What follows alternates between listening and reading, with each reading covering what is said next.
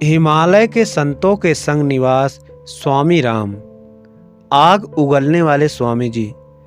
एक बार मैं एक ऐसे स्वामी जी से मिला जो अपने मुख से आग उत्पन्न कर सकते थे। आग की लपट उनके मुख से कई फीट दूर तक निकलती थी। इस चमत्कार की सत्यता के लिए मैंने स्वामी जी का अपने ढंग से परीक्षण किया। सर्वप्रथम मैंने उन्हें मुंह धोने को कहा ताकि यह संशय ना रह जाए कि वह फास्फोरस जैसी कोई वस्तु अपने मुंह में छिपाए हुए हैं। परीक्षण करते समय मेरे साथ और कई मित्र थे।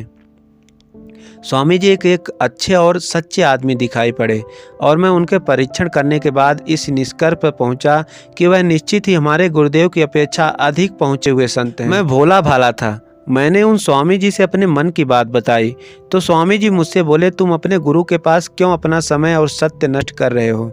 मेरे साथ आ जाओ, मैं तुम्हें सच्चा ज्ञान दूंगा। मैं तुम्हें दिखाऊंगा कि मुख से आग कैसे उत्पन्न की जाती है। थोड़े दिनों तक उनके साथ रहने पर मैं उनसे इतना प्रभावित हो गया कि मैंने अपने गुरुदेव को छोड़ने का निश्चय कर लिया। मैं अपने गुरुदेव के पास गया और बोला, मैंने आपसे भी अधिक सामर्थ्यवान किसी संत को प्राप्त कर लिया है, अतः मैं अब उनका शिष्य बनना चाहता हूँ। गुरुदेव बोले, मुझे अपार हर्ष है। ईश्वर तुम्हारा मार्ग प्रशस्त करें। मैं तुम्हें प्रसन्न देखना चाहता हूँ। वह गुरु करता क्या है? मैंने उत्तर दिया, अपने मुख से अग्नि उत्पन्न कर सकते हैं और बड़े ही शक्तिशाली स्वामी जी हैं। गुरुदेव बोले, क्या तुम मुझे भी वहाँ ले चलोगे? दूसरे दिन प्रातःकाल हम दोनों उन स्वामी जी से मिलने के लिए चल पड़े। स्वामी जी हम लोगों की गुफा से 23 मील दूर पहाड़ों पर रहते थे। हम लोगों को वहां पहुंचने में 2 दिन लग गए। जब हम लोग वहां पहुंचे तो उन स्वामी जी ने झुककर मेरे गुरुदेव को प्रणाम किया। मैंने आश्चर्यचकित होकर गुरुदेव से पूछा कि आप इन्हें जानते हैं? गुरुदेव बोले, अच्छी तरह जानता हूँ। कुछ वर्षों पहले यह हम लोगों की गुफा छोड़कर निकल आया था। आज मैं यह जान पाया कि यह कहाँ छिप कर रह रहा है। गुरुदेव ने उनसे पूछा, तुम यहाँ क्या कर रहे हो? वह बोला, महाराज जी, मैं अपने मुख से अग्नि उत्पन्न करने की कला सीखी है। जब गुरुदेव ने उसके मुख से अग्नि की ज्वाला निकलते देखा तब मुस्कुराते हुए बोले, तुम्हें इस कला को सीखने में कितना समय लग गया? उन स्वामी जी को अपनी उपलब्धि पर महान गर्व था। वह अपनी प्रशंसा करते हुए बोले, 20 वर्षों के अनवरत अभ्यास से मैंने इस विद्या में निपुणता प्राप्त की है। गुरुदेव मुझसे बोले, माचिस एक क्षण में अग्नि को पैदा कर देती है। यदि मुख से आग पैदा करने के लिए 20 वर्ष का समय लगाना चाहते हो तो तुम मूर्ख हो। मेरे बच्चे, यह आत्मज्ञान नहीं है। यदि तुम वास्तविक गुरुजनों से मिलना चाहते हो तो मैं तुम्हारा मार्गदर्शन करूंगा।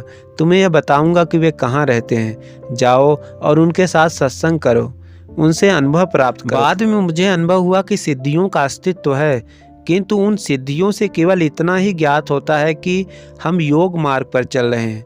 उन सिद्धियों का अध्यात्म से कोई संबंध नहीं है।